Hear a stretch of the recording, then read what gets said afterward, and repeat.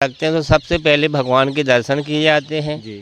और दूसरा दर्शन है जो है हरदौल का। हरदौल जी। हरदौल जो है वीर सिंह के लड़के थे। जी। तो वीर सिंह की 3 रानियां थीं। तो क्या है कि पिता को पता रहता है कौन लड़का मेरा सक्षम है, कौन लड़का सक्षम नहीं है।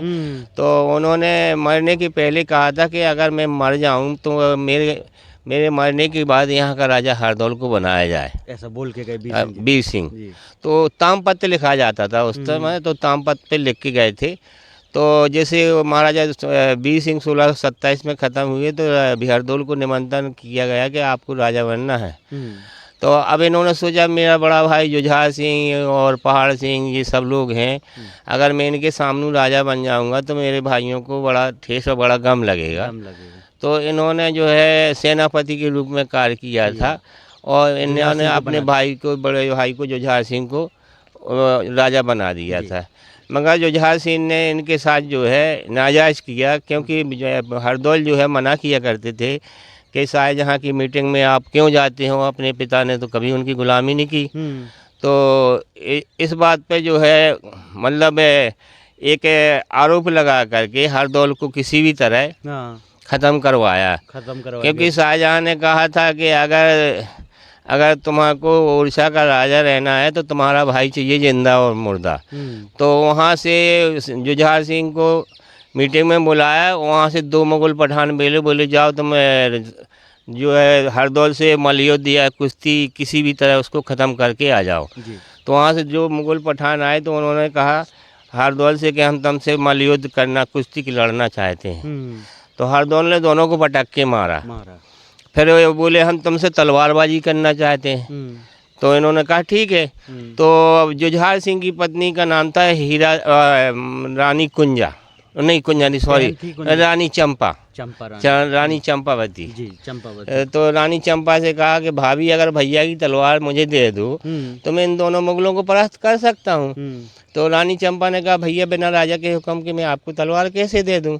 तो उन्होंने कहा मत दो, मैंने तो उनको वचन दिया तो मैं तो लड़ूंगा। तो उन्होंने सोचा, क्योंकि रानी चंपा की उम्र थी 60 वर्ष और हरदौल की उम्र थी उस समय 23 वर्ष। ये बात तो रानी चंपा ने सोचा कि मैंने इसको बच्चे जैसा पाला है, पाल पोस के बड़ा किया है, अगर कहीं हरदौल मारा गया तो कलंक के भागी हम होंगे। तो उन्होंने राजा की बिना हुक्म के वो तलवार म्यान में से खींच करके दे दी। उस तलवार में इतनी चमक रहती कि जिस दुश्मन के सामने घुमाते थे उसकी आंखों से आंसू आ जाते थे। जैसे महाराजा हरदौल ने जो है उनके सामने तलवार घुमाई, वो दोनों के आंखों से आंसू आया, दोनों पर वार कर दिया। तो और जो है दोनों पठानों को जिंदा दफनवा दिया। तो फूलबाग के सामने जो सब्जी मंडी लगती है वहाँ कब्र बनी हुई थी, वो दोनों पठानों की है। हाँ। तो आज से 3 साल पहले उनको हटवा दिया गया है कब्र को वहाँ पर मंडी लग गई है, नहीं तो उनका नामो निशान बना हुआ था। इस तरह जो है षड्यंत्र रच के जो है जुझार सिंह से के द्वारा हरदौल को मरवाया गया था। शाहजहाँ ने षड्यंत्र कहा कि भाई वो तुम्हारी रानी थोड़ी है, वो तो हरदौल की पत्नी है जो तुम्हारे बिना राजा के हुक्म के तलवार दे दी, और मुझे तुमको उड़ीसा का राजा रहना है तो तुम्हारा भाई चाहिए जिंदा या मुर्दा। हर तरह की चुगली की, हर तरह की चुगली, हर तरह का उसको भ्रमण करके हरदौल को मरवाया गया था। अब हरदौल की तो बहुत सी कहानी है, वो मैं बता भी सकता हूँ, बाकी अब इतने में भी सारी लोग समझ जाते हैं। क्योंकि हरदौल की जो बहन जो है, बहन कुंजा जी दतिया ब्याही हुई थी, बहुत गरीब परिवार में थी।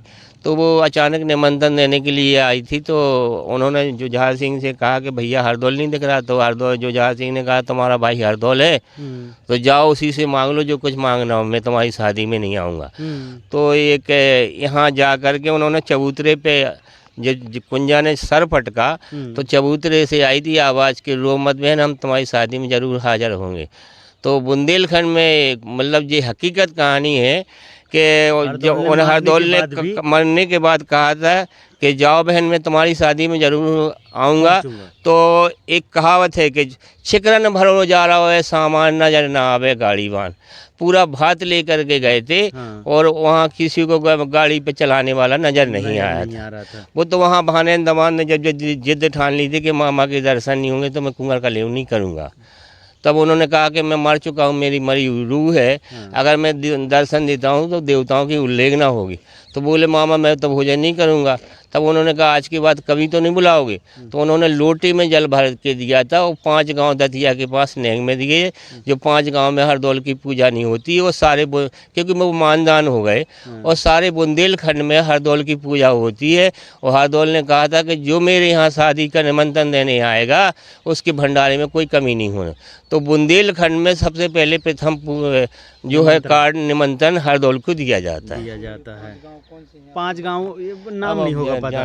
थोड़ा सा मुझे एक चीज़ और जाननी थी दादा, वो चीकट के समय अगर कुछ गाए जाते हैं, आपको कुछ लाइनें याद आ रही हों, किस तरह की वो पुंजावाल बहन गाए जाते हैं चीकट लेके? ये इसके बारे में महिलाएं जानती हैं, उसमें किताब में नहीं लिखा है। किताब में नहीं, आपने किताब का अध्ययन किया है? हमने तो किताब किया। तो कैसी लगी आपको ये जानकारी? पूरा ओरछा जो ऐतिहासिक नगरी है उसका पूरा इतिहास बताया है। दादाजी एक बार और नाम बता दीजिए आप अपना।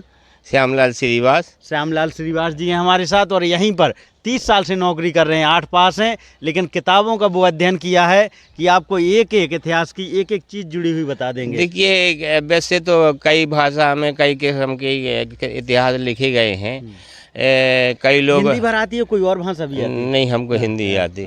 जैसे और लोगों ने लिखा है कि चारों तरफ से पहाड़ियों से घिरा हुआ और गड्ढे में मतलब ओरछा बसा हुआ, तो मतलब इंडोछा से ओरछा कहा गया। तो हर तरह की किताबें लिखी हैं, अलग अलग कहानी, लेकिन आपने जो लक्ष्मण सिंह गौर ने जो किताब लिखी, क्योंकि महाराज तुंगा रेंज जो खुला है, संचिली खुली है, तो तुंग ऋषि के नाम से ही संचिली खुली हुई है। तो ये भी महाराज तुंग ऋषि ने ही ये ओरछा बसवाया था। अलग अलग राइटरों ने अपने हिसाब से अलग अलग लिख दी हैं।